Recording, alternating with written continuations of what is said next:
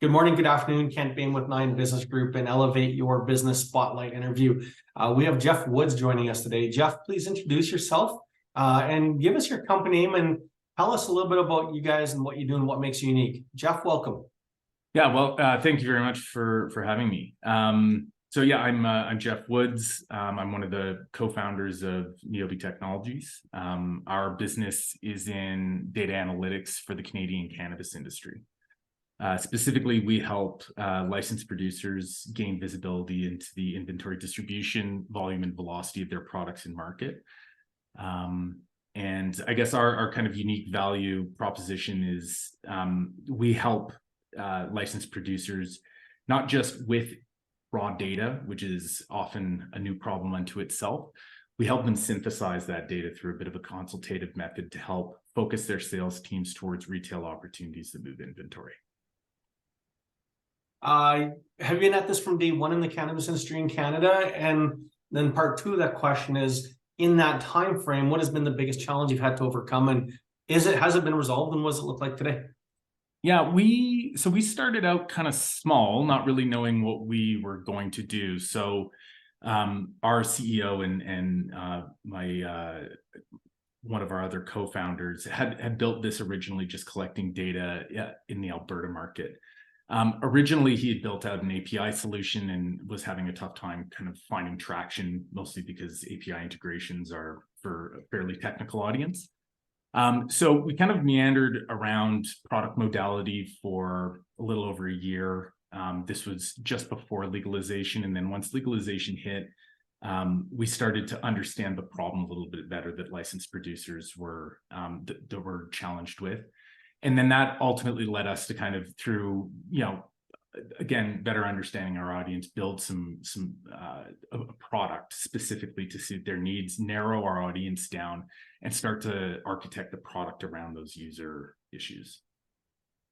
And has it been resolved now? And you're happy with the way it currently works? Or is it like most things in business, a work in progress? The work in progress, 100%. And it's a dynamic environment as well that's constantly under compression. There are some federal mandates, there are provincial mandates, so every province has got kind of a unique challenge to it.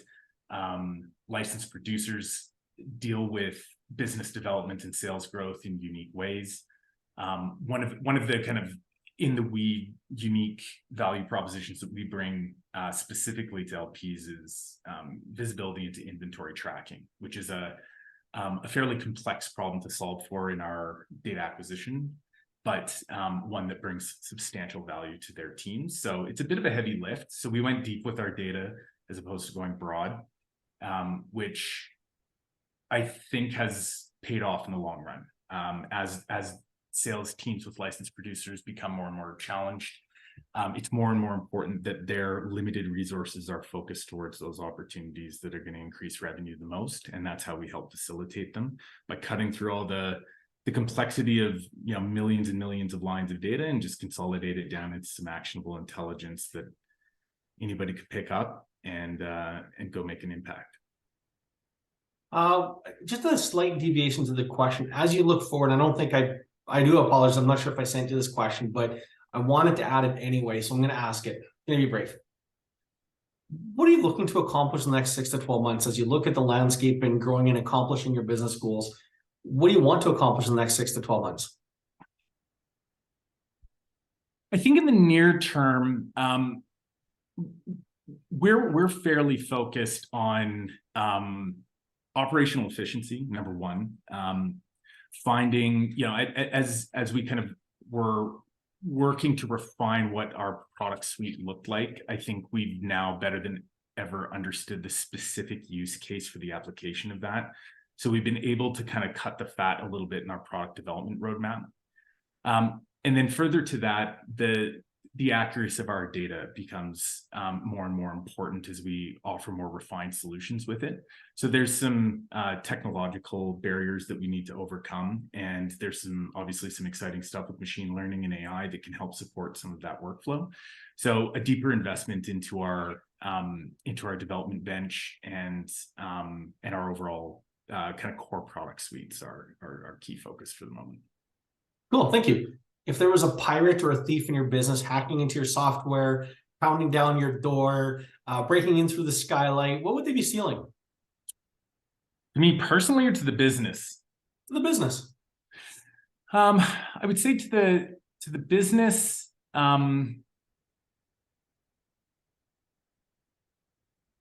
It's a good question. I would say that we're challenged mostly by articulating the value that our deep data set provides. Typically our customers, sometimes there's data analysts, sometimes there isn't, but communicating less that data is useful, because it isn't, it's a tool. Internally, we use this analogy of like, my car is broken down and we're out there trying to sell a wrench. I mean, a wrench could be part of the fixing a broken down car, but it's really not the solution. So what we try to do is step back and, in recent months have completely transformed our sales process away from product level selling and into solution architecture. So keeping our customers focused on outcomes and how to use data as a tool, not necessarily thinking that data is the solution. That's probably been our challenge, is to really, really communicate, drive that home, and then invest internally in our sales process to be more consultative, helping their teams really cut through the breadth of data and get them super focused. So it sounds like the biggest challenge really is tying this back to the previous question, is not just cleaning up the specific use of the product or actually the data, but I think taking that next step then is even modifying the language of your sales team to truly add value in that relationship to the people you're having conversations with. So it's not just, here's a spreadsheet with the stuff figured out. It's more like, here's the various tools we have, or here's the tool bench, and here's how you can use it to achieve your goal. So to your point, more solution selling. Is that a better summary? That's totally it. Yeah, I mean, if I can kind of maybe more specifically, so previously, because we all have kind of a bit of a product building background, our team's fairly technical. So when we would have conversations or pitches, we would be really focused on, here's this data and you can filter it this way and you can organize it this way and you can push it out that way. And we've got these different dashboards, and that's all useful, and people need to understand how to deal with the front end of a product. But what we've started doing now is just understand, what are the key initiatives that you guys have as a business? What are you focused on this quarter? How are you trying to move the needle? And then create a solution with them using our data as the tool. So I'll give you a specific example. We'll meet with a licensed producer that is focused on non-franchised retail locations in Alberta that are performing particularly well with a very specific product format, and perhaps one that their competitors performing really well in. We can produce a report for them that will rank those opportunities from 1 to 50 or 1 to 20. We give that to a sales rep. Starting at day one, let's benchmark our success against this and then track what that success looks like over time, which allows us to return to the customer in a period of time, 60 days, and say, with this focused report, your sales team was able to work on these high performance stores, and as a result, you've increased inventory velocity or sales by X%. And that's how we develop an ROI. And as long as our subscription cost is less than what they're generating in net new revenue, it's a pretty easy sale. Interesting. What is your definition of successful business? Been at it for a few years now. I would imagine there has a certain view of the world when we enter in the world, bright-eyed and bushy-tailed, as they say, and then we test, we measure, we have some success, we have some setbacks. So what is your definition of a successful business, and has it changed over the last few years? Yeah, I think, I mean, I'll maybe just start with from a team development perspective. I think one of the areas where we've had a lot of success has been with building an internal team of phenomenal people. This is a really, really talented group that I think, it at our size is kind of tough to be able to meet some of our other opportunities where they could perhaps make more money. But instead, we kind of have a policy of being very transparent about business operations. So everybody on our team gets to see the end-to-end process, and they get to feel the effects of their input. And we try to keep that as transparent and open so that everybody feels the benefit and growth of the business together. And that gets a deeper alignment with what we're doing as a business and allows us to build that kind of internal culture to grow.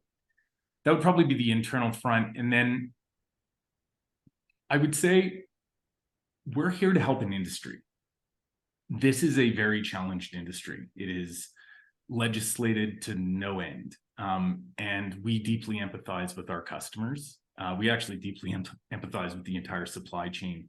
And we exist to help democratize access and help licensed producers and everybody else in the industry flourish and have the basic means of information that any other CPG business would have.